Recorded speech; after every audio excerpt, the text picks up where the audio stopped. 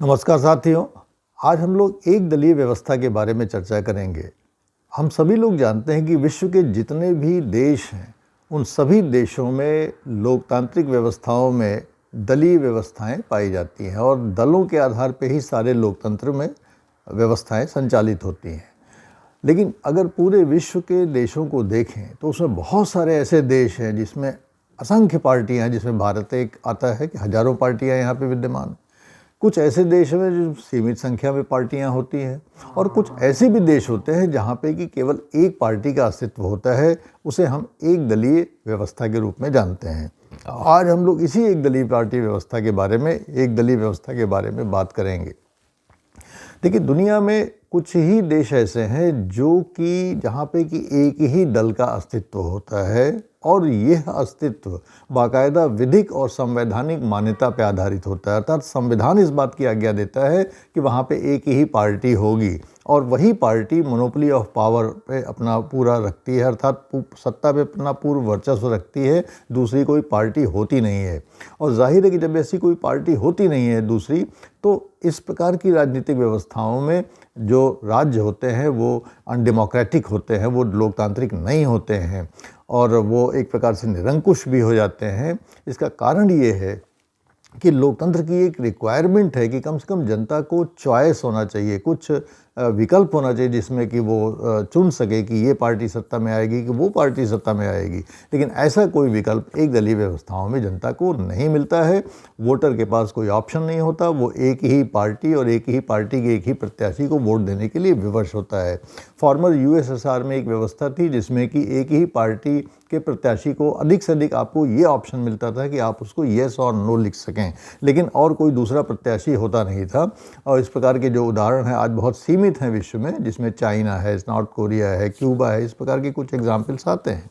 लेकिन अगर शुरू से हम लोग इसको एनालाइज करें तो हम देखते हैं कि पूरे विश्व में जो एक दलीय व्यवस्थाएं रही हैं उसमें उन एक दलीय व्यवस्थाओं को 3 वर्गों में बांटा जा सकता है, जिसमें पहला तो वर्ग है साम्यवादी राज्यों का, दूसरा वर्ग है फासीवादी राज्यों का और तीसरा वर्ग है कुछ अविकसित देशों का। तो सबसे पहले बात करते हैं हम लोग साम्यवादी व्यवस्थाओं की, कि जो साम्यवादी व्यवस्थाएं होती हैं, इसमें फॉर्मर यूएसएसआर है या वर्तमान में चीन है, इसमें संविधान एक ही राजनीतिक दल को मान्यता प्रदान करता है जिसको वो साम्यवादी दल कहते हैं।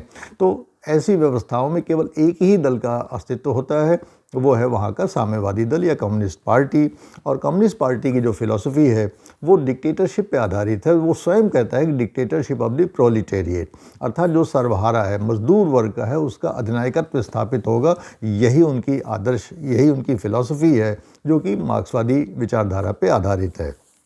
तो जितने भी साम्यवादी व्यवस्थाएं हैं जहाँ पे कि साम्यवादी पार्टी का वर्चस्व होता है, ये साम्यवादी पार्टी 2 प्रकार के फंक्शंस करती है। पहला फंक्शन तो ये करती है कि ये एक वैचारिक आधार प्रदान करती है पूरी जनता को, पूरी व्यवस्था को। ये बताती है कि ये मार्क्सवादी विचारधारा पे, साम्यवादी विचारधारा पे आधारित एक राजनीतिक व्यवस्था है।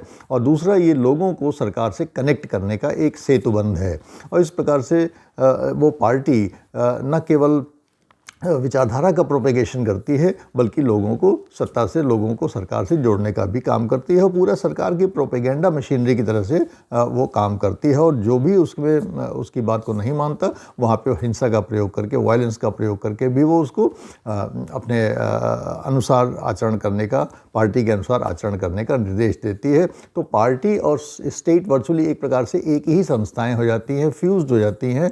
और ये संस्थाएँ जब फ्यूज हो जाती हैं तो पार्टी का जो सर्वोच्च पद है, general secretary of the communist party, या पार्टी का जो सर्वोच्च संस्थान है पॉलिट ब्यूरो, वही सबसे ज़्यादा शक्तिशाली वहाँ पे हो जाता है।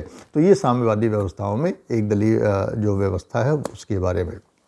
दूसरा, अगर हमें क्लासिफिकेशन देखना है तो हमें फासीवादी व्यवस्थाओं में देखना है, कि जिसमें इटली और जर्मनी के नाम लिए जाते हैं। अक्सर आपने हिटलर और मुसोलिनी का नाम सुना होगा कि ये फासीवादी व्यवस्थाएं, नाजीवादी व्यवस्थाएं दूसरे वर्गों में आती हैं। ये नहायत जो है गैर लोकतांत्रिक और नहायत ही जो है वो अधिनायकवादी व्यवस्थाएं मानी जाती हैं।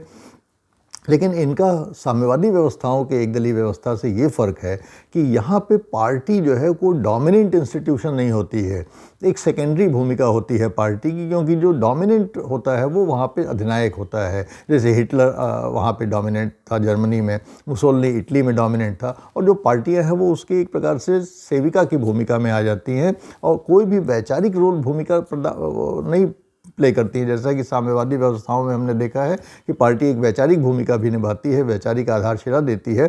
ऐसा कोई वैचारिक आधारशिला इन फासीवादी व्यवस्थाओं में हमको दिखाई नहीं देता है। और ना ही ये जो फासीवादी व्यवस्थाएं हैं, नाजीवादी व्यवस्थाएं हैं, इसमें पार्टी की ये भी कोई भूमिका नहीं होती है कि लोगों को पार्टी से, लोगों को सरकार से कनेक्ट करे, लोगों को जनता से कनेक्ट करे। ये केवल एक प्रकार से डिक्टेटर के सब्सिडियंट के रूप में, डिक्टेटर के सेविका के रूप में काम करती है। यहाँ पे इटली का अगर उदाहरण लें तो इटली में पार्टी की नहायत सेकेंडरी भूमिका रही है। आप जानते हैं कि मुसोलिनी के पास जो भी पार्टी थी उसकी भूमिका पुलिस और मिलिट्री के रूप में ज़्यादा थी, विचारधारा के सेतुबंध के रूप में नहीं थी या विचारधारा के प्रोपेगेटर के रूप में नहीं थी। हिटलर में हम लोगों ने देखा है कि नेशनल सोशलिस्ट पार्टी जो थी उसका कोई आइडियोलॉजिकल भूमिका उतनी नहीं थी, बल्कि वो हिटलर जो था उसके पास जो अपनी प्राइवेट आर्मी थी और जो गेस्टेपो था, जिसको पुलिस ऑर्गेनाइजेशन हम कह सकते हैं, वो कोई पार्टी ऑर्गेनाइजेशन नहीं था, वो स्टेट ऑर्गेनाइजेशन था। उसके माध्यम से हिटलर अपनी पूरी डिक्टेटरशिप को अंजाम देता था। तो जितने भी इस प्रकार के फासीवादी व्यवस्थाएं हुई हैं इटली और जर्मनी के, जिसको प्रमुख उदाहरण हैं, वहाँ पे एक दलीय पार्टी व्यवस्था साम्यवादी व्यवस्थाओं से बिल्कुल भिन्न होती है। न तो वो वैचारिक कोई आधारशिला प्रोवाइड करती है और न ही जनता को सरकार से जोड़ने का कोई काम करती है। और जो तीसरे प्रकार की व्यवस्थाएँ हैं जिसमें कि हम अविकसित देशों को ले सकते हैं, इसमें छोटे छोटे जो अफ्रीका के देश हैं उसमें अक्सर हमको दिखाई देता है कि वहाँ पे भी एक दलीय व्यवस्था ही लगभग होती है, दूसरे दल का वर्चस्व नहीं होता। लेकिन वो एक प्रकार से ना तो वो वहाँ पे डिक्टेटर इतना स्ट्रांग होता है और न ही वो राजनीतिक दल कोई वैचारिक आधारशिला प्रोवाइड करती है, बल्कि जो एक दलीय व्यवस्थाएं हमको इस प्रकार के देशों में, अफ्रीका और लैटिन अमेरिका के देशों में दिखाई देती हैं, वहाँ पे एक बहुत ही फेलिंग स्टेट या एक वीक स्टेट का वो प्रतिबिंब हमको देती हैं। तो इस प्रकार से एक दलीय व्यवस्थाओं में या तो साम्यवादी देशों में हमको दिखाई देती है, या हमको फासीवादी देशों में दिखाई देती है, या कोई बहुत छोटे मोटे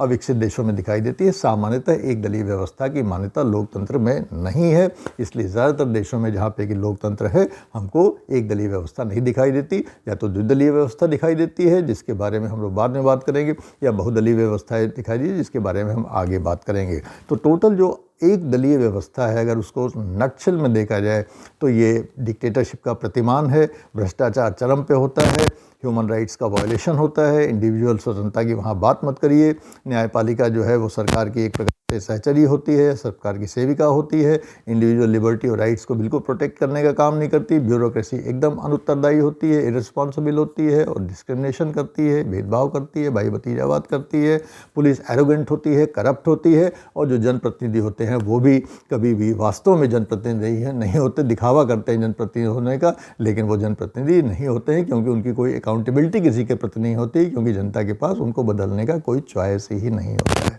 तो इस प्रकार से एक दलीय व्यवस्था को अगर हम देखें तो हम कह सकते हैं कि एक दलीय व्यवस्था वास्तव में लोकतंत्र के प्रतिकूल एक व्यवस्था है, जो कि विश्व में अब ज़्यादा देशों में नहीं दिखाई देती है। इसी पे आगे हम लोग द्विदलीय पे चर्चा करेंगे, बहुदलीय चर्चा करेंगे, one single party dominant system पे चर्चा करेंगे, बहुत सारे चर्चाएं हम लोग राजनीतिक दलों के संबंध में करेंगे। आपके कोई प्रश्न हो, सुझाव हो तो ज़रूर हमसे शेयर करने की कृपा करेंगे। Thank you so much.